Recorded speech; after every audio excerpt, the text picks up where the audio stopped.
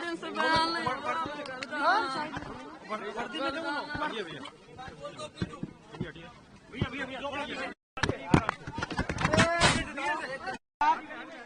भैया आराम से बड़े भाई।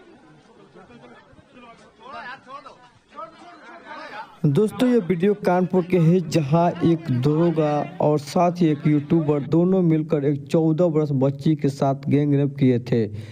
10 बजे रात के बच्ची किसी कारण से यानी शौच करने के लिए घर से बाहर निकली, तभी एक दरोगा और साथ ही यूट्यूबर की नज़र पड़ती है उस बच्ची पर और दोनों काले स्कॉर्पियो पर बच्ची के मुंह दबाकर काले स्कॉर्पियो पर अपने स्कॉर्पियो पर ले जाते हैं और पारा पारी यानी 2 घंटे तक गैंग रेप करते हैं और बाद में उसके घर पर यानी उस लड़की के घर पर छोड़ देते हैं। और देखिए जब चारों तरफ पुलिस यूट्यूबर का गिरफ्तार करती है तो किस प्रकार यूट्यूबर रोने के नाटक कर रहा है, लग रहा है कितना बड़ा बेकसूर है। और देखिए किस प्रकार खूब नाटक कर रहा है, रोने के लग रहा है किसी तरह हम बच जाए, लेकिन कहीं ना कहीं पुलिस प्रशासन देखिए। दीपक यादव पत्रकार है और अमित राजपूत पत्रकार गांव के ही है मेरे। सर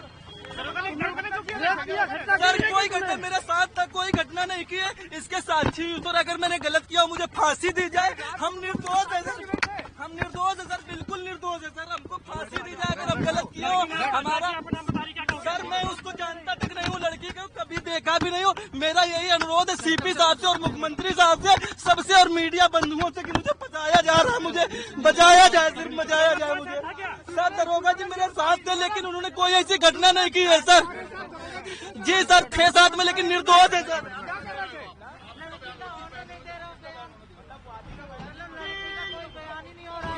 अमित मेरी बहन है, लड़की का बयान लेने नहीं दे रहे, ये कौन सी बात है?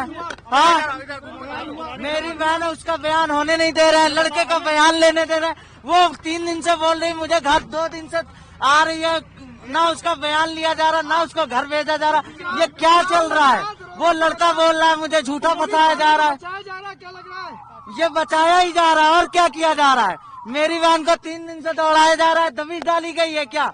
2 दिन से मैं दौड़ रहा हूँ, मेरी बहन आ रही है, ना उसको उसका बयान लिया जा रहा है, वो घर जा रही है, ना उसको प्रशासन सही प्रकार से उसकी सेफ्टी हो रही है। वो कह रही भैया मैं घर जाऊंगी, ना ही तो घर जाने दे रहे, ना ही बयान ले रहे हैं उसका। हाँ धमकी बराबर मिल रही है कि पैसा ले लो मामला खत्म हो जाएगा। आज बयान हुआ? आज भी बयान नहीं हुआ, मैं सुबह से आके बैठा हूँ और बहन बता रही भैया कि ना ही तो कुछ जहाँ पे रखते हैं सेफ्टी सही से है, मैं घर चलूंगी। भैया रो रही थी, अब बताओ मैं क्या करूँ। दोस्तों ये घटना कानपुर के है, जहां एक दरोगा और साथ ही एक यूट्यूबर ने दोनों मिलकर एक बच्ची के साथ गैंग रेप करते हैं। दरोगा साहब रात के गश्ती करने निकलते हैं और साथ ही अपने साथी यूट्यूबर को अपने स्कॉर्पियो गाड़ी में बैठाते हैं। गश्ती के दौरान दरोगा साहब को नज़र एक लड़की पर पड़ती है, छोटी सी नाबालिग लड़की, 14 वर्ष उनका आयु है। उस लड़की शौच करने जाती है और दरोगा साहब की नज़र उस लड़की पर पड़ते हैं। दरोगा साहब अचानक आते हैं उस लड़की के पास और मुंह दबाकर अपने काले रंग का जो स्कॉर्पियो हो उनमें लड़की को बैठाते हैं और सुनसान जगह पर ले जाकर करीब 2 घंटे तक उनके साथ उस लड़की के साथ रेप करते हैं, यानी दुष्कर्म करते हैं।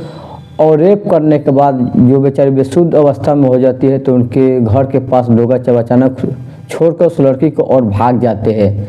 1-2 घंटा के बाद भाई की नज़र पड़ती है। भाई बाहर जैसे निकलते हैं देखते हैं मेरा बहन बेसुध अवस्था में पड़ी हुई है और चिल्ला रही है, यानी रो रही है। लेकिन कहीं ना कहीं दरोगा साहब भूल गए थे कि सोशल मीडिया के ज़माना है। सोशल मीडिया पर दरोगा साहब की कारनामे यानी काले करतूत के कारनामे पूरी आग की तरह वायरल हो गया। कहीं न कहीं दरोगा साहब फरार है और इन्हें गिरफ्तारी करने को लगातार पुलिस प्रशासन छापेमारी करी है, लेकिन कहीं न कहीं दरोगा साहब फरार चले। हालांकि यूट्यूबर को गिरफ्तार कर लिया गया। भाई बेचारे उस लड़की के भाई चारों तरफ दौड़ रहे हैं अपने बहन की इंसाफ दिलाने के लिए, लेकिन कहीं न कहीं चारों तरफ से भाई बोल रहे हैं कि हमें दबाव मिल रहा है कि कुछ पैसे लेकर इस बात को दबा दिया जाए।